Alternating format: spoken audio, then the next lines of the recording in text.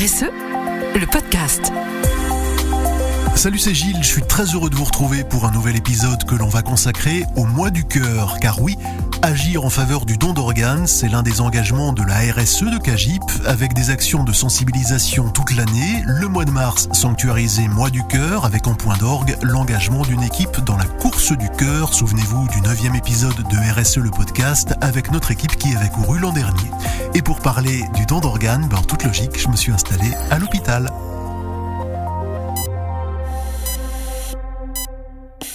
Avec le docteur Laure Esposito, médecin néphrologue au CHU de Toulouse-Rangueil, et le docteur Julien Rogier, chirurgien au CHU de Bordeaux. Bonjour à tous les deux. Bonjour. Bonjour Gilles. Plus de 5600 greffes réalisées en 2023, dont près de 600 à partir de donneurs vivants, on va en reparler.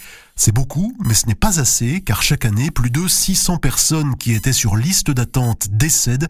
Des patients en attente donc d'une greffe qui aurait pu leur sauver la vie, comme cette double greffe cœur-poumon qui a sauvé la vie de Ludivine. J'ai enfoncé toutes les portes, jusqu'à ce qu'on me dise, oui, il y a une solution, c'est la greffe. On va me transplanter un cœur, des poumons, c'est-à-dire tout ça. Cette personne est décédée, elle va donc me donner ses organes. Ludivine qui témoignait lors de la conférence sur le don d'organes et de tissus organisée par CAGIP en mars 2023. Docteur Julien Rogier, un diagnostic vital défavorable à court terme pour Ludivine si elle n'avait pas bénéficié de cette double greffe. Quels sont les organes que l'on peut prélever et greffer ? Alors on peut greffer beaucoup d'organes et des tissus aussi. Les organes, c'est cœur, poumon, foie, rein, pancréas. Les tissus, c'est tout ce qui ne rentre pas dans la catégorie organes. Les plus connus sont les cornets. Sinon, c'est globalement la peau pour les grands brûlés, des os massifs, dans le cas par exemple de gros traumatismes avec des pertes de substances ou des cancers des os avec un remplacement complet de l'os. Ça peut être des valves cardiaques, des tendons. Grosso modo, les tissus, c'est à peu près ça. Et quand on est donneur, est-ce qu'on est donneur de tout ou bien on peut émettre des restrictions ? On peut émettre des restrictions. On est tous donneurs, sauf si on s'y opposait de son vivant. On peut s'y opposer de manière totale ou restrictive. C'est-à-dire, par exemple, je vous parlais des cornets. C'est pas un hasard si je vous parle des cornets. Il y a beaucoup de gens qui veulent pas qu'on leur touche les yeux parce qu'il y a cet aspect symbolique un peu des yeux et qui peuvent dire, je m'oppose de manière restrictive au prélèvement de cornets. Tout citoyen peut le faire à partir de l'âge de 13 ans. J'ai attendu vraiment, quand j'ai été sur liste, 14 mois. Les 3 dernières semaines, j'ai attendu à l'hôpital. En réanimation, en super urgence, que mes organes arrivent. La gestion de l'urgence qu'évoque Ludivine, urgence à prélever, urgence à greffer, docteur Rogier, c'est le quotidien des équipes investies dans le don d'organes. L'immense majorité des transplantations d'organes se fait dans un contexte d'urgence, voire de super-urgence. La super-urgence, c'est quoi ? C'est une priorisation par rapport aux autres patients, dans la mesure où le pronostic vital a engagé à très court terme. Donc c'est ça la super-urgence dans le cas de Ludivine. Mais c'est toujours une intervention urgente. Et bien évidemment, on se retrouve pas dans un parcours de transplantation si on n'a pas une défaillance terminale d'un organe qui peut très rapidement engager le pronostic vital. La seule situation où on n'est pas dans le cadre de l'urgence, c'est le don du vivant. Et ça se rapproche plus d'un parcours de chirurgie réglée, tout en sachant que c'est pas un parcours de santé quand même pour autant. Oui, la greffe à partir de donneurs vivants, greffe d'un rein, puisqu'on en a 2, ou greffe d'une partie du foie, puisqu'il se reconstitue. Parlons-en, docteur Laure Esposito, parce que c'est une activité importante du département de la transplantation à Toulouse-Rangueil. Alors à Toulouse, on a un centre où on a actuellement plus de 36% de ces greffes à partir de donneurs vivants. Déjà, il faut que les personnes se proposent spontanément. Les receveurs vont pas chercher à avoir à tout prix un donneur vivant. Qui peut donner ? C'est la famille proche, les frères et sœurs, la plupart du temps, les parents, les enfants à leurs parents. Mais aussi, la loi a élargi le cercle des donneurs depuis 2011. Ça peut être aussi les amis, si on se connaît depuis plus de 2 ans. Ça peut être bien sûr les conjoints et puis les familles éloignées. Il faut pas être malade, on ne rend pas malade ces patients-là et on peut vivre avec un seul rein toute sa vie si on n'a pas de facteur de risque de développer une maladie rénale. Donc il y a tout un bilan qui est fait, toute une préparation, tout un accompagnement qui est fait par les médecins mais aussi les infirmières de coordination. Tout va être programmé, c'est une programmation d'une intervention finalement, et pour le donneur et pour le receveur. C'est très important parce que c'est une excellente manière de faire de la transplantation. C'est une situation réglée, on n'est pas dans l'urgence. Les équipes sont mieux préparées parce que c'est pas dans la nuit, c'est pas dans le week-end. Et ça se prépare en amont. Après, simplement, on n'a pas tous la chance d'avoir un proche qui va pouvoir ou vouloir nous donner un rein. Le donneur vivant, c'est l'idéal également pour les patients qui attendent très longtemps sur liste. Il y a des jeunes qui peuvent attendre 6 ans sur liste d'attente en dialyse. Quand il y a un donneur vivant, c'est l'idéal pour le receveur en termes de survie également et de qualité de vie future. Au cœur du dispositif, il y a donc ce fichier du don d'organes, un fichier national géré 24 heures sur 24 par l'Agence de la biomédecine. Il y a deux choses. Il y a les patients sur liste d'attente. Effectivement, nous, notre rôle, ça va être d'inscrire ces patients sur ce fichier, que ce soit en greffe de rein, greffe de cœur, foie ou pancréas ou d'autres organes. Et puis, l'Agence de la biomédecine va, au moment où il y a un donneur, répartir les organes en fonction des priorités cliniques, locales, et régionales et nationales. Certains organes ont, par exemple, des compatibilités à avoir, comme le groupe sanguin. La compatibilité, on parle de tissu immunologique, HLA, également de l'âge. Voilà. Puis il y a des priorités urgentes, comme le foie et le cœur également. Donc il y a plusieurs scores, si vous voulez, d'attribution en fonction des listes d'attente. Et à ce moment-là, c'est un balai bien réglé qui se met en mouvement, qui va mobiliser des équipes de prélèvement et de transplantation, parfois partout en France, dans une véritable chorégraphie sous pression au service de la vie.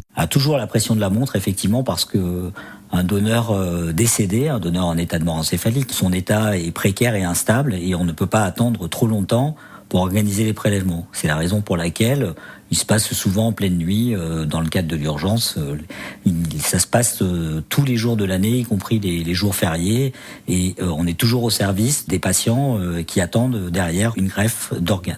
Et l'un des maillons importants de cette chaîne de la vie, on l'évoquait, ce sont les infirmières coordinatrices en prélèvement dans les hôpitaux, comme Sabrina, qui travaille au CHU Henri Mondor de Créteil, près de Paris. Nous prenons en charge des donneurs en état de mort encéphalique. Nous sommes là pendant toute la prise en charge du donneur en réanimation. Nous sommes là aussi pour optimiser les greffons, puisque quand on a un donneur, un organe est tellement important qu'il faut tout faire pour aller au prélèvement d'organes. On est là un petit peu pour sauver les organes et permettre que des patients puissent bénéficier de cet organe.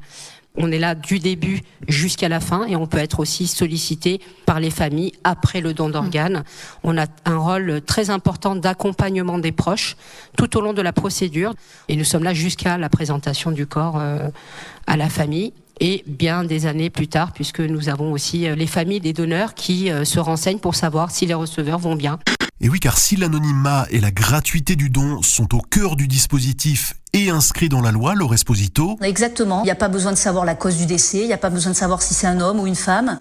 Au niveau psychologique, c'est très important que le receveur n'ait pas notion du tout de qui est le donneur. Oui, mais il y aura quand même un lien anonyme entre le receveur et la famille du donneur. Alors la famille du donneur n'a pas à savoir, mais elle peut avoir des nouvelles éventuellement du receveur, et également le receveur peut aussi envoyer des lettres anonymement aussi également par l'Agence de la biomédecine de remerciements aux familles des donneurs. Rappelons qu'en France, on est tous donneurs potentiels à moins de s'être inscrits au fichier national des refus de dons, mais ça n'est pas aussi simple que cela. Tout à fait, parce qu'en fait, il n'y a qu'un registre de refus de dons. On peut effectivement signaler son opposition. Ça peut être signifié. Par contre, on n'a pas de registre d'acceptation.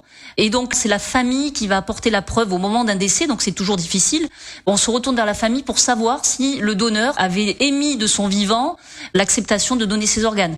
Donc, difficile de mettre la famille, effectivement, dans ce questionnement. Et c'est beaucoup plus simple si, de notre vivant, on peut, par exemple, en buvant un café, au petit déjeuner, dire, voilà, moi, de mon vivant, je peux vous dire que je suis d'accord au moment où je décède de donner mes organes. Et donc de sauver une ou plusieurs vies, des vies suspendues à un coup de fil, comme celui qu'évoque Emmanuel. Bonjour, voilà, on a un rein pour vous. Alors c'est un mélange de peur, d'anxiété, mais aussi de bonheur, puisque c'est un nouveau départ qui s'annonce, mais aussi une lourde maladie. Et en fait, on ne contrôle plus rien. Il y a une décharge émotionnelle énorme et le corps se met à trembler. Donc on a sa petite valise de prête, on va à l'hôpital, on sait qu'on va faire des analyses et on sait qu'on part pour une aventure dure, mais une très belle aventure. Emmanuel, greffé d'un rein à 2 reprises, à quelques années d'intervalle, son témoignage lors de la conférence organisée par CAGIP. Une nouvelle vie qui commence, donc une deuxième chance, c'est la raison d'être du don, docteur Esposito. On voit les patients qui attendent sur liste, qui se dégradent sur liste, qui meurent sur liste d'attente. Donc le don, ça sauve la vie. Le don, ça permet de revivre. La greffe marche, le don marche, fait revivre, fait faire du sport aux patients et avoir une qualité de vie normale, un travail, des enfants. Là, on a quelqu'un qui aurait dû mourir et qui finalement va vivre presque normalement Quand c'est un cœur, par exemple, on va le revoir rebattre. Donc c'est quelque chose d'extrême. Ça peut être un peu différent de voir se recolorer un foie, un rein ou des poumons. Un cœur qui se met à rebattre, c'est quelque chose d'extraordinaire quand même. Merci Dr Esposito, Dr Rogier, merci à Sabrina, Ludivine, Emmanuel pour leur témoignage. Profitez du mois du cœur de CAGIP pour partager avec vos proches votre position personnelle sur le don d'organes, c'est très important, vous l'avez compris.